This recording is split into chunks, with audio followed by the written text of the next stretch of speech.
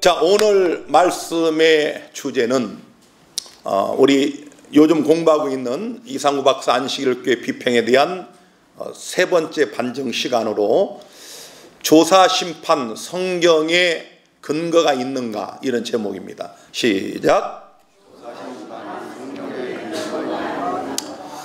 자, 먼저 하나님 말씀 읽겠습니다. 마태복음 22장 10절부터 제가 읽겠습니다. 혼인 자리에 뭐가 가득한지라?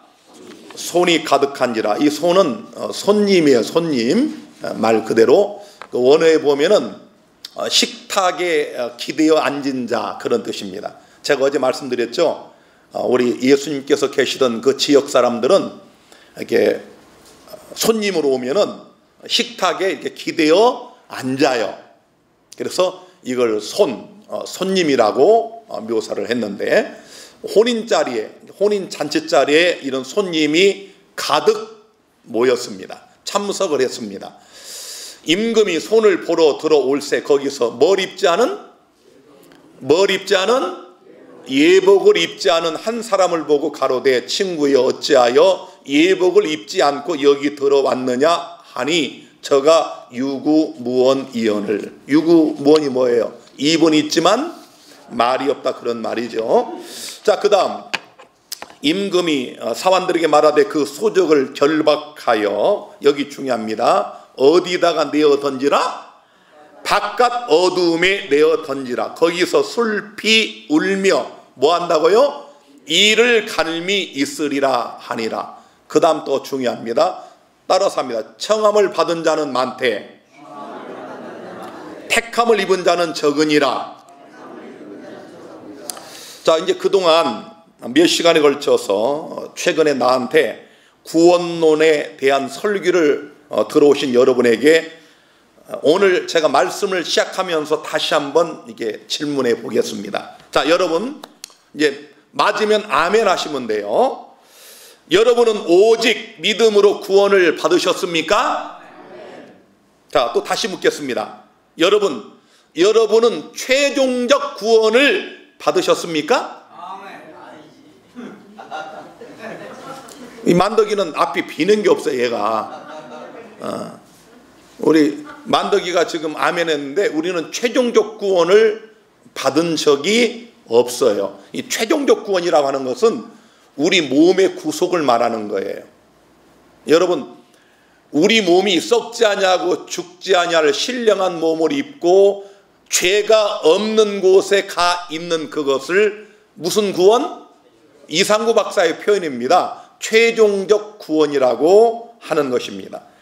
우리는 성경에서 구원을 말할 때 거기에는 시제적으로 볼 때 과거에 우리가 믿음으로 받은 구원이 있고 훗날 미래에 우리 주님이 재림하실 때 궁극적으로 우리가 받을 최종적 구원이 남아있다는 사실을 우리는 밝히 알았습니다. 그러므로 이러한 성경의 구원에 대한 양면을 보지 못한 채 이상구 박사는 오직 믿음으로 받은 구원에만 몰두하여 구원을 받을 것이라고 하는 미래적 영원한 구원을 외면하는 자들은 엉뚱하게 이 구원의 양면을 정확히 알고 믿는 안식일 교회가 구원의 확신을 갖지 못하게 한다는 이런 거짓말로 비난을 하고 그것은 곧 성령을 거부하는 것이라고 주장을 합니다.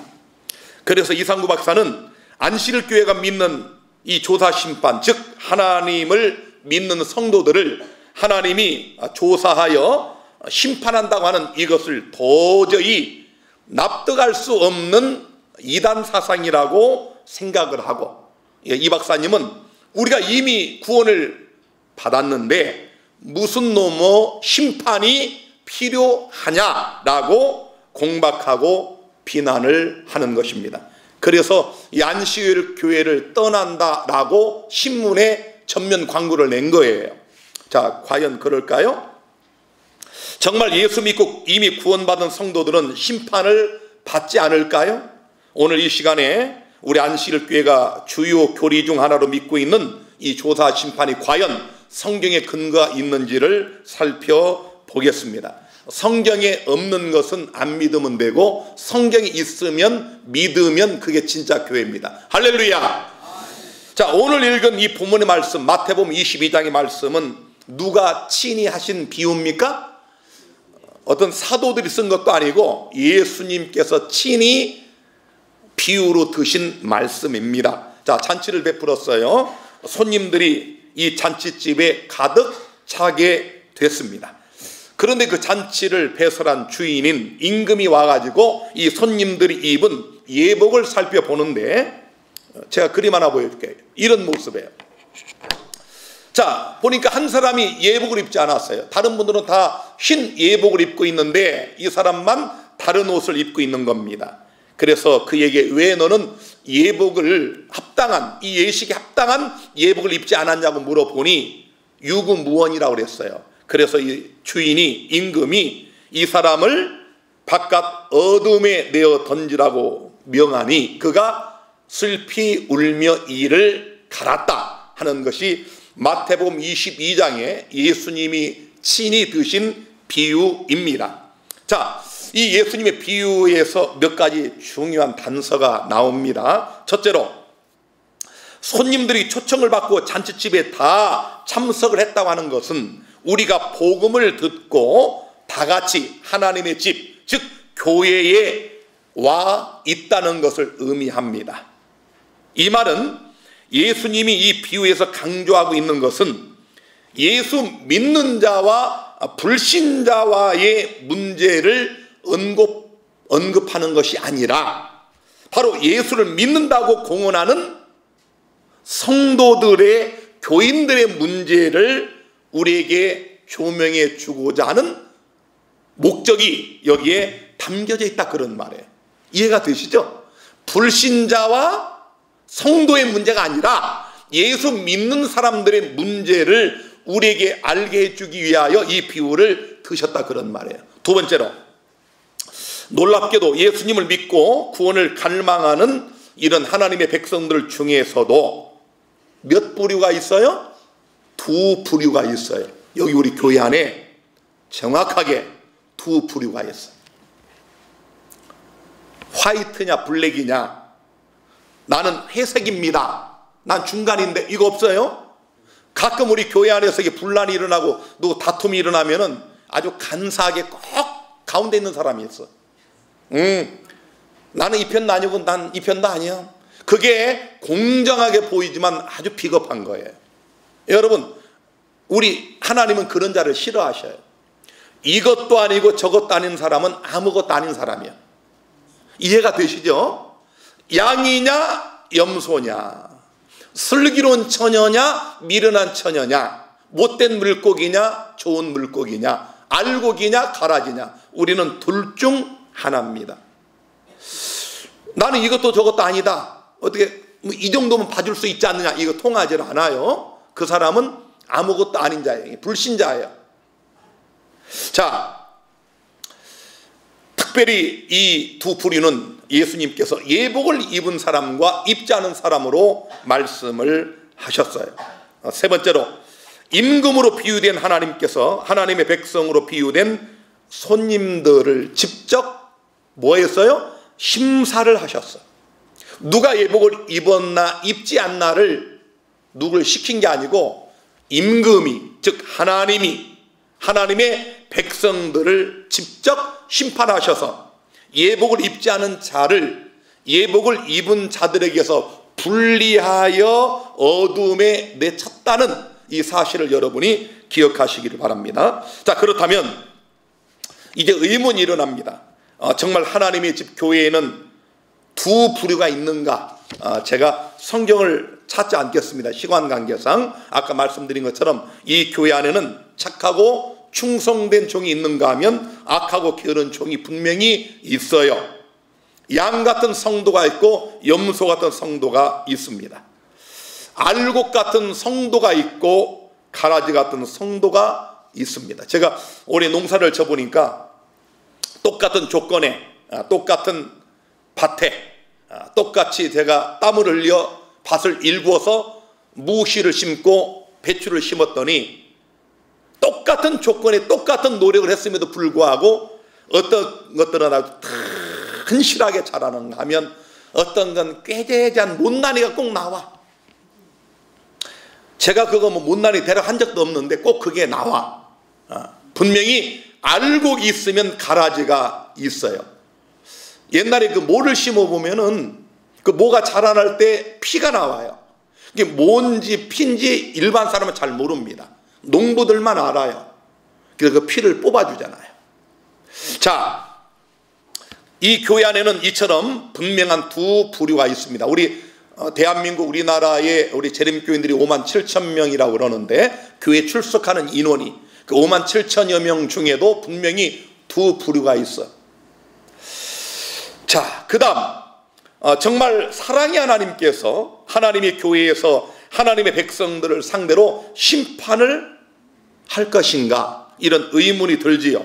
먼저 하나님 말씀으로 확인해 보겠습니다. 베드로전서 4장 17, 18절에 하나님의 집에서 뭘 시작할 때가 되었나니? 다 같이 뭘?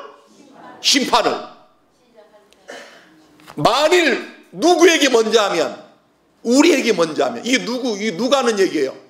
베드로전서 사도 베드로, 예수님의 수제자, 예수님이 가장 사랑하던 제자 베드로가 뭐라고 그랬어요? 하나님의 집 교회에서 심판을 시작할 때가 되었나니 만일 우리에게 먼저 하면 사도 베드로까지도 자신을 포함하여 하나님의 백성들이 심판을 받을 것을 분명히 말하잖아요. 만일 우리에게 먼저 심판을 하면 그런 말이에요. 하나님의 복음을 순종치 아니하는 자들의 그 마지막이 어떠하며 또 의인이 겨우 구원을 얻으면 경건치 아니한 자와 죄인이 어디 서리요. 그래서 이상구 박사나 개신교의 대부분의 목사들은 그냥 오직 믿음은 구원, 십자가가 모든 거 다 이루었기 때문에 우리가 죄를 짓고 그냥 아무렇게 살아도 대충 살아도 하나님은 자비하셔서 우리를 구원하신다고 하는 이런 엉터리 얘기를 하지만 이걸 거짓 복음이라고 그러는 거예요. 여러분, 베드로가 쓴 글을 보세요. 의인이 어떻게 구원을 받아요? 의인이 겨우 구원을 얻으면 경건치 아니한 자와 죄인이 어디 서리요. 구원은 너무 쉽게 하나님이 말씀하셨지만 또 어떤 말씀은 너무 어렵게 말씀하셨어요. 삭개오, 키가 너무 작아가지고 예수님이 보고 싶어 뽕나무에 올라간 여리고의 세무서장 삭개오에게는 너무 쉽게 야 내려와라, 내가 네 집에 간다, 오늘 네 집에 구원이 이르렀다.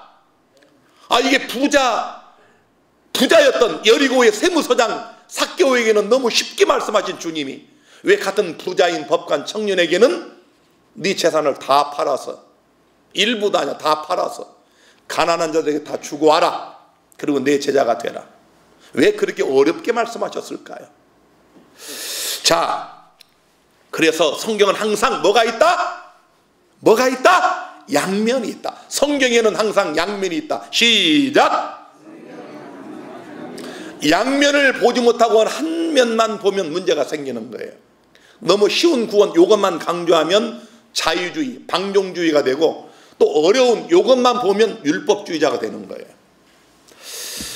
자, 그 다음 말씀 봅니다. 이제 사도 바울은 뭐라고 말했습니까? 고린도후서 5장 10절에 이는 우리가 다 반드시, 사도 바울이 이는 우리가라는 말은 사도 바울 자신을 포함한 우리 예수 믿는 자들이 다 같이 다 반드시 그리스도의 심판대 앞에 드러나 각각 선악간에 그 몸으로 행한 것을 따라 받으려 함이라. 얼마나 분명합니까? 하나님의 성도들이 심판을 받아야 안 받아요? 받는다고요. 하나님이 직접 오셔서 예복을 입었나 입지 않았나를 보시잖아요. 안 입은 사람은 거기서 어떻게 해요? 결박해가지고 바깥 어두운 데 내어 던지지 않습니까? 이것이 성경적 조사심판의 실례입니다. 예수님이 직접 드신 예예요. 조사심판은 화이트 여사가 만들어낸 게 아니고 우리 재림교인들이 만들어낸 교리가 아니고 예수님이 직접 하신 말씀이고 신구약에 너무도 많이 언급된 성경적 진리입니다. 제가 이 설교를 다 준비해놓고 어제 밤 12시까지 또 새벽에도 이게 아무리 추려도 18페이지야. 14페이지 혹 15페이지 한 중간쯤 이게 A4 용지가 와야 이게 15페이지 중간쯤 와야 이게 45분 설교가 되는데 18페이지. 이걸 그냥 추리려고 아무리 추려도 이게 추릴 게 없어. 너무 말씀들이 귀해가지고 요거 빼면 안 될 것 같고 조다 심판에 대한 너무 성경적 근거가 많다 보니까 요거 빼면 또 안 될 것 같고 오늘 아침에야 비로소 과감하게 한 3페이지를 잘라냈어. 그렇게 성경에는 이 조다 심판에 대한 근거가 너무도 차고 넘칩니다. 바울은 로마서 14장 10절에 우리 다 같이 한번 읽을까요? 시작. 우리가 다 하나님의 심판대 앞에 서리라. 다 같이 우리가 다 하나님의 심판대 앞에 서리라. 우리가 다예요. 예외가 없다 그 말이에요. 아담 이후로 죽은 모든 하나님을 섬긴 백성들이 예외 없이 다 하나님의 심판대 앞에 서서 각각 선악간의 그 몸으로 행한 것을 받아 심판을 받는 거예요. 얼마나 분명합니까? 사도 베드로도 사도 바울도 야고보 등도 예수님의 마태복음 22장 비유의 말씀처럼 하나님을 믿는 백성들이 반드시 심판받을 것을 말씀하고 있는데 여기 야고보서 말씀 하나만 더 봅니다. 야고보 2장 12절에 너희는 자유의 율법대로 심판받을 자처럼 말도 하고 행하기도 하라. 얼마나 분명해요. 너희는 이게 누구예요? 불신자를 말하는 게 아니에요. 야고보가 우리 믿는 자들에게 너희는 우리 명관교회 성도들은 우리 분의 가족들은 자유의 율법대로 심판받을 자처럼 말도 하고 행하기도 해라. 우리 언행이 심판을 받아요. 우리의 은밀한 동기도 하나님이 심판을 하십니다. 그게 예복이에요. 예복. 우리의 언행을 어떻게 하느냐에 따라 예복을 입었느냐 입지 않았느냐가 결정이 되는 겁니다. 어젯밤 말씀드린 것처럼 이 예복이 더러워지면 예수의 피로 날마다 씻으라는 거예요. 예수님의 피는 강물처럼 흘러서 누구든지 언제든지 어디서나 죄를 고백하면 깨끗하게 씻어 주심을 여러분 믿으시게 되기를 주의 이름으로 축원합니다. 자, 그렇다면 이제 그 다음 문제는 바깥 어두운 데는 어딜까요? 또 이 쫓겨난 자들이 슬피 울며 이를 갈았다. 이게 무슨 뜻일까? 이거 궁금하죠. 왜냐하면 이게 왜 중요한가 하면은 우리 안실교회의 조사심판을 극렬하게 반대하는 이런 비평가들은 한결같이 지금 우리가 살펴본 이런 비유의 말씀에서의 이 성도들의 심판은 절대로 구원과 멸망의 문제가 아니라 단지 상급의 문제라고 주장을 하기 때문에 이걸 우리가 알아야 돼요. 뭐라고요? 조사심판 믿지 않는 이상구 박사는 이런 분들은 뭐라고 그런다고요? 이런 말씀들은 우리가 심판을 받긴 하는데 이건 구원을 받느냐 못 받느냐가 아니라 상급의 차이다.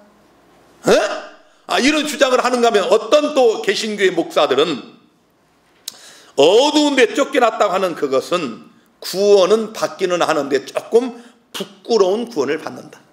참나 참. 아니 그래서 이 사람들은 영광스러운 구원이 있고 또 부끄러운 구원이 있다네. 이거 참나 정말. 이렇게 만들어내요. 그것도 고린도전서 15장의 말씀 해의 영광, 별의 영광, 달의 영광이 다서 별별 영광이 다 있기 때문에 구원도 해 같은 구원이 있고 별 같은 구원이 있고 달 같은 구원이 있다고 하네. 어쩌면 또 갖다 붙이기는 또 잘 붙이는지 몰라. 참 기가 막혀. 내가 오늘 아침에 내 카페에 들어와서 2030년 여러분 예수님 오신다고 하는 김은혁 씨 있잖아요. 우리 지난번 공개 토론 때 왔던 이 친구가 어느 카페를 다 가도 쫓겨나. 사람들이 그 사람 글 몇 개 보다 다 그냥 못 들어오게 막아. 내 카페에 들어와서 글을 쓰길래 내가 불쌍해서 그냥 내버려 뒀더니 이야 난 정말 놀래 자빠진 게 뭐냐면은 거기 이제 그 마태복음 말씀 하나를 인용하면서 친히 본자라는 그 낱말의 헬라어, 여러분 그 사전을 보면은 그 이제 원어를 보면 친히 본자면 거기에 2030 고유 번호가 떠요. 거기 뭐냐면 그 헬라어 원전을 우리가 잘 모르니까 약자들이 다 그 답 사전을 만들어내 가지고 2030번을 이렇게 또 사전을 찾아보면 그 뜻이 거기 설명이 돼 있어요. 고유 번호가. 그래서 2030 그 번호가 크게 확대해서 딱 붙여놓고 뭐라고 하냐면 이것 보래. 여기 2030년에 예수님을 친히 본다는 재림의 날이 여기 예언돼 있다네. 나 참 정말로 아이고 참. 아이고. 그래 내가 아니 친히 본 자가 재림과 뭔 관계가 있어. 근데 2030을 찾아내 가지고 2030년인 그 예언이 돼 있다네. 성구사전도 예언을 해. 그래서 제가 우리 보통 재림하면 여러분 원어가 뭡니까? 파루시아. 내가 파루시아를 딱 찾아보니까 3952 번호야. 그래서 김은혁 씨, 예수님은 2030년 오는 게 아니라 3952년 오십니다. 아니 세상에 이런 자들이 있어요. 아니 하나님 말씀을 여러분 이 성경만 가지고도 우리가 부족한데 이제 성구사전에 고유 번호까지 그게 재림이 해나네. 그러니 이런 해 같은 구원, 달 같은 구원, 별 같은 구원을 주장할 만도 하지요. 자, 그래서 우리가 성경을 통해 답을 찾아봐야 돼요.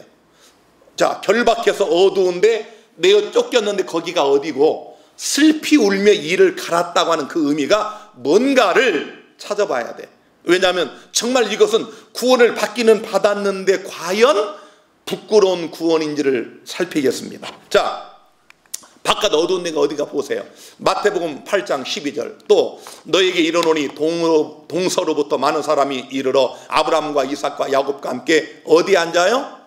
천국에 앉으려니와 나라의 본 자손들은 어디에? 바깥 어두운 데 쫓겨나 거기서 울며 이를 갈미 있으리라. 자, 여러분이 그냥 한눈에 보시더라도 바깥 어두운 데는 어디와 대조되어 있어요? 천국과. 그러니까 여러분이 보실 때 구원을 받은 것 같아요? 아니 그냥 우리 초등학교 학생들도 보시라고. 천국과 대조된 바깥 어두운 데. 그 여러분 천국이 이빨을 가는 천국이 있습니까? 자, 그 다음 또 봅시다. 마태복음 13장 42절. 저희가 그 나라에서 모든 넘어지게 하는 것과 또 불법을 행하는 자들을 거두어 내어 어디에 던져요? 풀무불에 던져 넣으리니 거기서 울며 이를 갈미 있으리라. 그때 의인들은 자기 어디서? 아버지 나라에서 해와 같이 빛나리라. 이거 보니까 여러분 여기 풀무불에 던져 넣는 그곳하고 어디가 대조되어 있습니까? 아버지의 나라가 대조되어 있죠. 의인과 풀무불에 집어넣은 불법을 행한 자들, 불법을 행한 자들이 들어가는 풀무불이 과연 천국인데 부끄러운 천국일까? 아니 이런 주장들 한다니까 목사들이, 신학자들이요. 뭘 반대하려고? 조사심판 반대하려고. 안 믿기로 그냥 결심하면 이렇게 얼토당치도 않은 어거지 주장을 하면서 이런 궤변을 늘어놓는 겁니다. 자, 그 다음 보세요. 마태복음 24장 48절부터 그 악한 종이 마음에 생각하기를 주인이 더디 오리라 하여 먹고 마시게 되면 생각지 않은 날 알지 못하는 시간에 그 종의 주인이 이르러 엄히 때리고 외식하는 자의 받는 율에 처하리니 거기서 슬피 울며 이를 갈미 있으리라. 누가? 악한 종이. 악한 종이 천국 갑니까? 여러분 악한 종이 슬피 울며 이를 가는데 이게 구원일 수 있겠냐 그런 얘기입니다. 상식적으로. 하나 더 볼까요? 여기 누가복음 13장 27절부터 나는 너희가 어디로서 왔는지 알지 못하노라. 뭐하는 자들아? 행악하는 자들아 나를 떠나가라 하리라. 너희가 아브라함과 이삭과 야곱과 모든 선지자는 하나님 나라에 있고 오직 너희는 밖에 쫓겨난 것을 볼 때에 거기서 슬피 울며 이를 갈미 있으리라. 행악자들은 어디 갑니까? 밖에 쫓겨나가지고 슬피 울며 이를 가라. 여러분 아브라함과 이삭과 야곱과 모든 선지자는 어디 있어요? 하나님의 나라. 하나님의 나라 천국과 대조되는 이곳이 과연 구원을 받기는 받았는데 부끄러운 구원일 수 있겠냐고요. 이렇게 하나님은 성경 몇 구절을 통해서 이렇게 결박한 자가, 예복을 입지 않은 자가 결박되어 바깥 어둠에 쫓겨나가지고 슬피 울며 이를 가는 이것이 구원받지 못한 결과임을 명확하게 우리에게 말씀하고 있지 않습니까? 자, 그런데 이제 최근에 우리 재림교회를 떠난다고 신문에 전면 광고까지 낸 이상구 박사가 이 교회를 떠나는 가장 큰 이유 중 하나가 바로 재림교회가 조사심판을 믿고 가르치기 때문이다라고 주장을 했습니다. 좀 보실까요? 자, 이상구 박사 글을 그대로 인용을 합니다. 최종적 구원을 결정하기 위해 각자의 품성을 조사하는 조사심판의 진행 중이기 때문이다. 자기가 떠난 이유가 이것 때문이다 그 말이에요. 재림교회가 조사심판을 믿고 있기 때문에 나는 떠난다 그런 얘기죠. 그러면서 다음에 화이트의 글로 확인해 보시기 바랍니다. 우리 재림교회가 선지자로 신뢰하는 화인 여사가 쓴 글에 그렇게 나와 있다 그래요. 한번 읽어볼까요? 부조 선지자 357 그리스도의 피가 또 중략을 합니다. 여러분 제가 이거 주의하라고 그랬죠. 이렇게 정직하지 못한 비평가들은 항상 중략, 생략을 해버려요. 왜? 자기들의 말을 만들어내기 위해서 중략을 시키고 그리스도의 피가 죄를 완전히 없이 하지는 못할 것이었다. 그 죄는 최종적 속죄 때까지 성소의 기록에 남아 있을 것이다. 화이트 부인은 최종적 속죄라는 말을 썼습니다. 자, 아까 이상구 박사는 무슨 단어를 썼다고요? 최종적 구원이라는 단어를 썼잖아요. 우리는 최종적 구원을 못 받았습니다. 바울도 못 받았고 아담도 못 받았고 여러분 다 무덤에 있잖아요. 근데 이상구 박사는 자기가 이 최종적 구원을 받았다는 거예요. 자, 이 말씀을 인용하면서 재림교회는 이런 조사 심판을 믿기 때문에 잘못됐고 나는 그래서 이 교회를 떠난다라고 이 박사는 주장을 합니다. 여러분, 이상구 박사는 걸핏하면은 인류를 위한 속죄와 구속 구원이 십자가에서 완성되었다라고 주장을 하는데 이 박사 주장은 그거예요. 십자가에서 이미 다 끝났는데 왜 여전히 재림교회는 구원의 확신을 부정하고 조사심판을 통해 성도들의 성품을 심사하는 조사심판이 있다고 믿느냐? 그가 그렇게 비평을 하는 겁니다. 여러분, 예수님이 십자가에서 우리를 위해 죽으신 것은 아담 이후로 죄로 인해 죽은 모든 인류에게 삶을 주시기 위한 놀라운 희생이었습니다. 우리뿐만 아니라 모든 인류예요. 저 감옥에 있는 사람 죄수들, 여러분 며칠 전에 끔찍한 그 PC방에서 알바생을 죽인 그 김성수라는 살인범, 청와대에다가 청원글을 올리는 그 코너가 있는데 아무리 중요한 것도 20만 30만을 잘 못 넘어요. 20만 넘으면 청와대가 답변을 합니다. 그런데 이건 단 며칠 만에 100만 건이 넘어섰어요. 이거는 죽여달라, 이거 좀 죽여달라, 이놈. 우리 그 뉴스 보셨죠? 그 사람 얼굴 봤죠? 이야, 그런 사람 조심하세요, 앞으로. 우리 중에 그런 사람 없나 잘 살펴봐봐. 여러분, 그렇게 생긴 사람이 사람 죽여. 이게 막 큰 소리 치면서, 야, 나 죽일까? 이런 사람은 못 죽입니다. 말 안 하고 그냥 푹 찔러, 이런 사람들은. 그 인상이 나타내다. 그 사람 살인범처럼 생겼더라.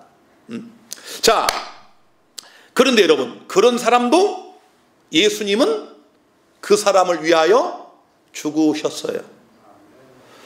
그런 살인범도 감옥에 가서 예수 믿으면 구원을 받을 수가 있습니다.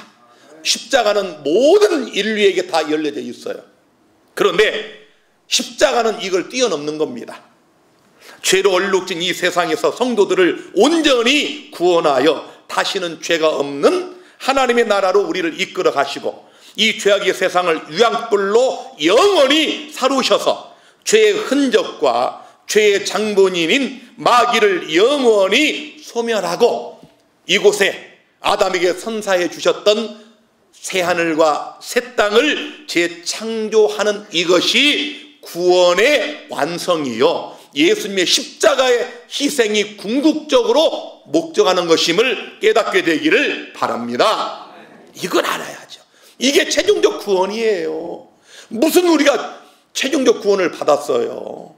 우리는 오직 믿음으로 받았을 뿐이고, 여기 누가 최종적 구원을 받을지 우리는 아무도 몰라요. 박진아도 구원에 확신이 있지만 내가 최종적 구원을 받을지는 누구만 합니까? 하나님만 아십니다. 그 하나님이 우리를 심사하는 그것을 뭐라고 그래요? 조사 심판. 다른 말로 예복 심사입니다. 사랑하는 여러분, 오늘 이 시간에 이 복음을 들으시면서 다시 한번 우리의 구겨진 옷, 더러워진 옷, 흠과 점이 묻어있는 이 죄의 옷을 예수의 보혈로 오늘 깨끗하게 씻으시게 되기를 바랍니다. 이렇게 씻는 자는 복이 있다고 그랬잖아요. 그 두루마기를 빠는 자들은 뭐가 있다? 복이 있도다. 할렐루야. 우리의 이 성품의 두루마기를 날마다 빠는 거예요. 목사님, 나는 본래 그래요. 그 사람은 구겨진 옷을 그대로 내버려 두는 사람이에요. 결국 옷을 빼앗깁니다. 아시겠어요? 우리 이런 말씀 듣고 권면을 들을 때 내가 잘못됐구나, 내 성품에 점이 있었구나, 오 주님 나는 부족하지만 또 한번 흠없는 어린 양 예수를 바라봅니다. 나를 불쌍히 여겨주시고 나를 고쳐 주시옵소서. 이 사람은 그 두루마기를 빠는 복 있는 사람이에요. 자, 그러므로 이런 예수님의 생애를 통해 이루신 구속의 과정들을 생략한 채 무조건 이상구 박사처럼 십자가가 최종적 숙제를 다 끝냈다라든가 십자가가 최종적 구원을 완성했다라고 하는 것은 구속의 전체적인 면을 간과한 주장이 아닐 수가 없는 것입니다. 만약 이상구 박사의 주장처럼 십자가에서 모든 속죄 과정이 다 끝났다고 한다면 왜 무엇 때문에 부활하시고 승천하신 예수님께서 다시 하늘에 가셔서 죄와 연계된 직분인 대제사장이 되셔야 했으며 왜 짐승의 피가 아닌 자신의 피를 가지고 하늘 성소에 들어가셔서 하늘 성소를 정결하게 하는 일을 시작하셨는지를 생각해 보세요. 답이 나오잖아요. 보실까요? 히브리 9장 23절부터 그러므로 하늘에 있는 것들의 모형은 이 땅의 모세 성막들은 이런 것들 짐승의 피로 정결케 할 필요가 있었으나 하늘에 있는 그것들은 이런 것들보다 짐승의 피 이런 것들보다 더 좋은 제물 즉 예수님의 피로 할지니라. 그리스도께서는 참것의 그림자인 손으로 만든 이 땅의 성소에 들어가지 아니하시고 오직 참하늘에 들어가사 다같이 이제 더 크게 이제 우리를 위하여 누굴 위하여? 나를 위하여 하나님 앞에 나타나시고 여기 예수님이 아직 할 일이 더 있잖아요. 다름이 아닌 나를 위하여 여러분을 위하여 우리 주님이 죄와 연계된 대제사장의 직분을 가지시고 성소를 정결하게 하시는 이 일을 지금도 하고 계시잖아요. 얼마나 감사합니까? 그 하늘 성소의 문이 우리에게 활짝 열려져 있다는 사실입니다. 그래서 모세 성막을 보면은 그 모세 성막의 문이 여러분 이렇게 나무로 돼 있지 않았어요. 나무로 돼 있잖아. 대문이 아닙니다. 휘장으로 돼 있었어.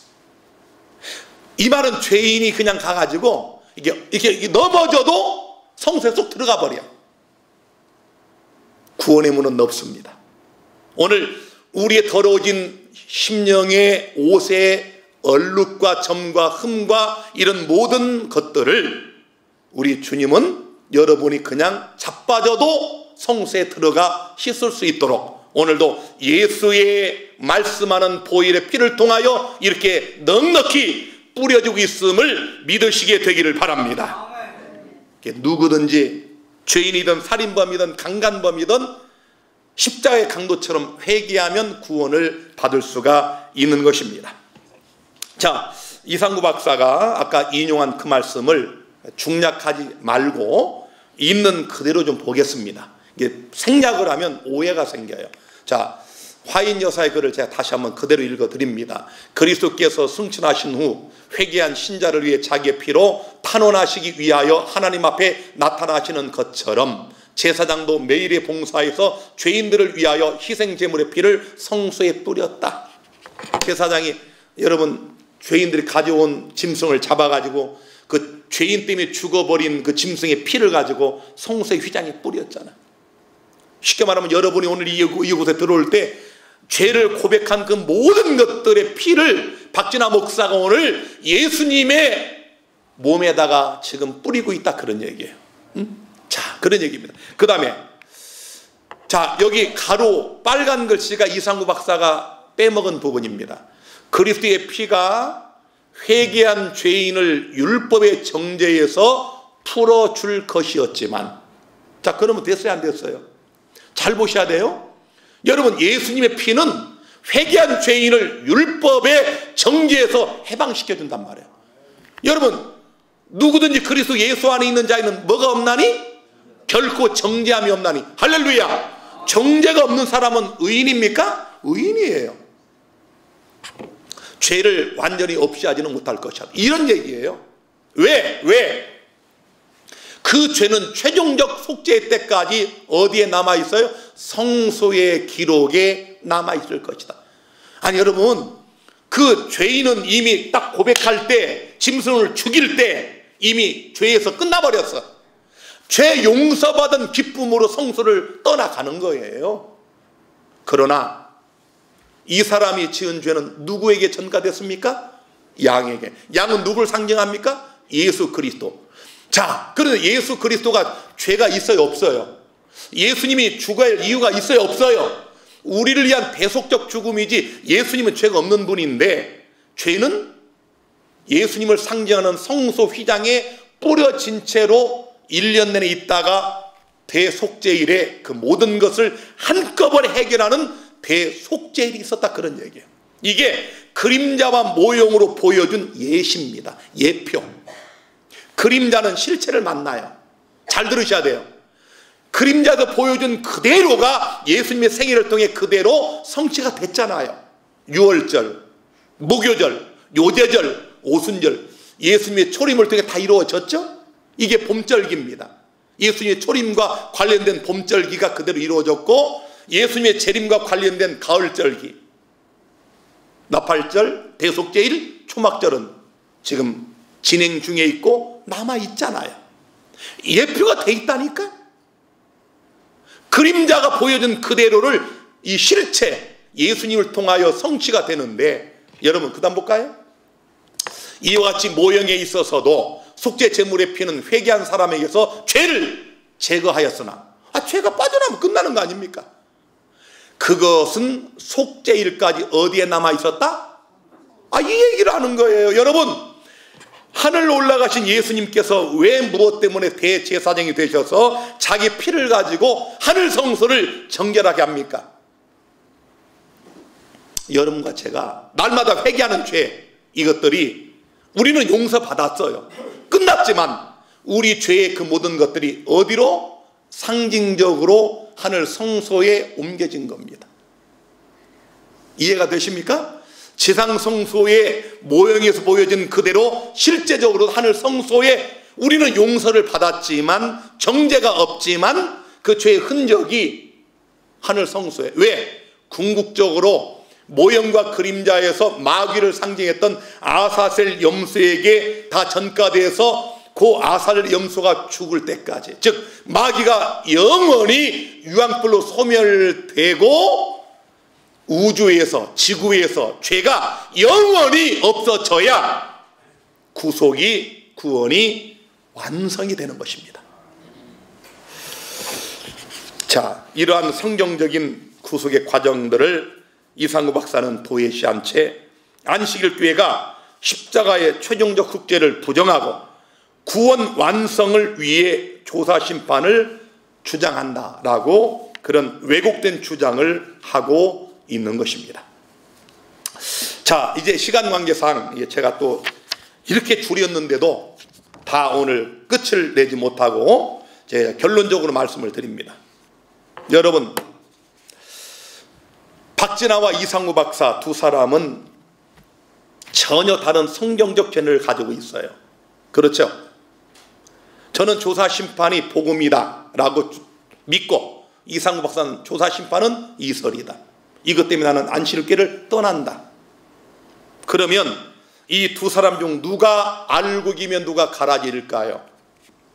여러분은 박진아라고 지금 대답하고 싶지만 우리는 아무도 모릅니다. 그래서 임금으로 묘사된 예수님이 혼인 잔치집에 오셔서 누가 예복을 입었는지 입지 않았는지를 직접 친히 심사를 하는 것입니다. 조사 심판은 하나님이 하신다. 시작. 우리가 하는 게 아니에요. 그래서 공정할 수밖에 없잖아요. 우리 사람은요 굽어집니다. 성경에 나와요. 이 땅의 재판관들의 이 판단은, 공의는 굽어진다고 그랬어요. 그래 안 그래요? 정권만 바뀌면 이전 정권에서 장관, 대통령이던 이런 사람이 다 감옥 가고 죄인이 돼버려요. 또 이제 그 다음도 정권에 바뀌면 지금 활개치는 저 사람들이 또 감옥 갈 수도 있어.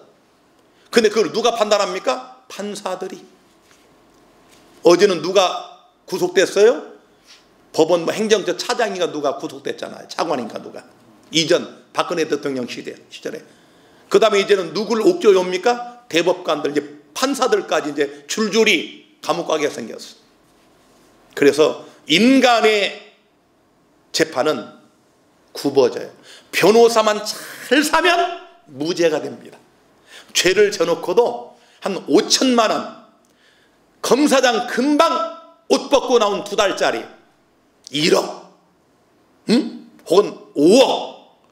여러분 우리 잘 아시잖아요. 네이처 퍼블릭의 그 정은호 대표가 여러분 구속됐을 때 그걸 해결하기 위해서 여러분 부장판사 출신을 불러서 자기 구속되지 않게 해달라고 얼마 줬습니까? 100억을 줬어. 100억. 이렇게 돈 주면 판단이 굽어지는 거예요. 그러나 하나님은 결코 그럴 일이 없으십니다. 억울해할 거 아무것도 없어요. 중요한 것은 조사 심판은 예복을 입지 않은 가라지, 못된 물고기, 미련한 처녀, 이런 자들을, 게으르고 악한 종들을 여러분 슬기로운 처녀, 알고 좋은 물고기 이런 데서 어떻게 해요? 분리해서 그들을 내어 던지는 것입니다. 아니 여러분, 아이고 목사님 나 저 사람 방 같이 못 써요. 저 사람 나 좀 따로 좀 있게 해달라고. 어떤 분이 그래요. 이유가 뭡니까? 야, 5분 강림마다 방구를 낀대. 옆에 사람이 방구만 껴도 쉬는 거야 우리는. 응? 아니 여러분, 옆에 사람이 날 괴롭히면 목사님 나 저 사람 방 바꿔주세요. 좀 나한테 분리해 주세요. 분리해 주면 좋잖아. 복음 아닙니까? 방구 없는 복음. 아니 여러분, 우리 이게 제가 재밌게 예를 들었지만 정말 우리를 어렵게 하는 사람, 끈질기게 쫓아다니는 사람, 우리가 어떻게 할 수 없잖아. 하나님이 그들을 분리하여 어두운 데 내어 쫓기게 함으로 하나님의 백성들을 철저하게 변호하고 옹호하여 구원받게 하는 것이 조사 심판입니다. 그러므로 조사 심판은 성경에 철저히 근거한 복음입니다. 조사 심판은 우리 진실한 성도들에게는 영원한 복음이 맞습니다. 어떤 이들의 비난처럼 조사 심판은 이설이 아니라 복음이며 성경적 진리입니다. 아무쪼록 이런 아름다운 복음을 우리에게 주신 하나님 앞에 감사하며 이 심판이 끝났을 때 우리 모두가 철저하게 예수 그리스도를 통하여 옹호된 의인들로 하나님의 나라에서 해처럼 빛나는 영광을 얻게 되시기를 간절히 바랍니다.